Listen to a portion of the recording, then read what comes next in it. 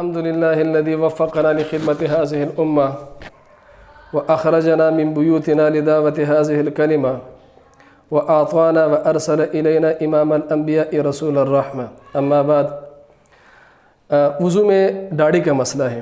اگر داڑھی اتنی گہنی ہو کہ جس سے داڑھی کے نیچے چمڑا نظر نہ آتا ہو چہرے کا، اور داڑھی اتنی گہنی ہو تو پھر داڑھی کے اوپر کے بال، جو اوپر کے بال ہے اور چہرے کے دائرے کے اندر ہے، داڑھی کے ان بالوں کو، جو جس کی طرف میں اشارہ کر رہا ہوں، ان بالوں کو دھونا ضروری ہے۔ نیچے چمڑے تک پانی پہنچانا ضروری نہیں ہے وضو کے اندر، بلکہ اوپر سے اس کو دھو دینا کافی ہوگا، اور یہ اوپر سے دھو دینا ضروری ہے۔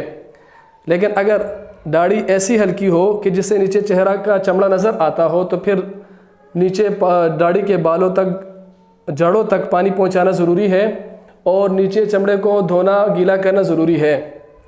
اگر داڑھی گہنی ہو، نیچے چمڑا نظر نہ آتا ہو تو پھر اوپر سے پانی بہا دینا، اور اوپر کے بالوں کو دھونے سے یہ کافی ہو جائے گا، اور یہ اوپر کے بالوں کو دھونا ضروری ہے، نیچے چمڑے کو پانی پہنچانا ضروری نہیں ہے۔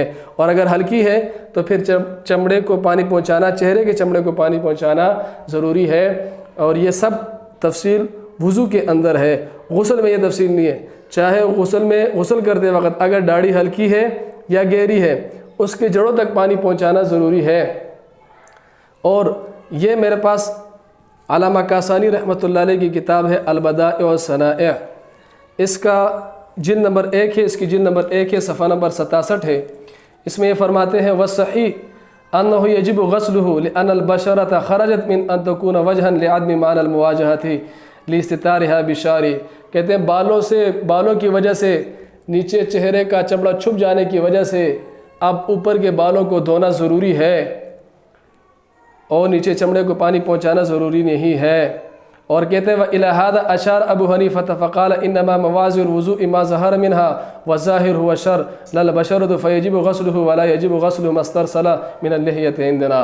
کہتے ہیں جو داڑھی کے بال لٹکے ہوئے ہیں وہ دھونا ضروری نہیں ہے، بلکہ داڑھی گہری ہو اور اس کے نیچے چمڑا نظر نہ آتا ہو تو جو بال داڑھی کے چہرے کے حد کے اندر ہے ان کو دھونا ضروری ہے۔ یہ میرے پاس علامہ ابن نجیم مصری رحمۃ اللہ علیہ کی کتاب البحر الرائق ہے، جلد نمبر 1 ہے، صفحہ نمبر 34 ہے۔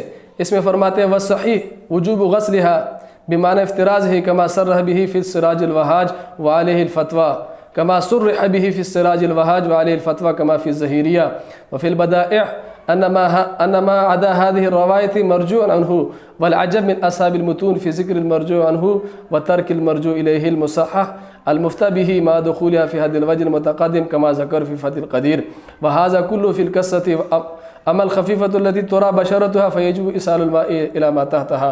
فرماتے ہیں کہ اگر داڑھی ایسی ہلکی ہو کہ جسے نیچے چمڑا نظر آتا ہو تو پھر اس کی جڑوں کو دھونا اور چمڑے تک پانی پہنچانا ضروری ہے۔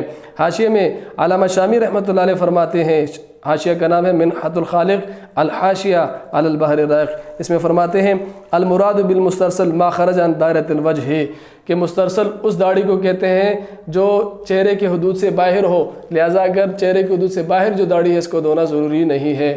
خلاصہ کلام یہ ہے کہ اگر داڑھی ایسی گہنی ہو کہ جس کی وجہ سے چہرے کا نیچا چمڑا نظر نہ آتا ہو تو داڑھی کے وہ بال جو چہرے کے حدود کے اندر ہے ان کو دھونا ضروری ہے وضو کے اندر۔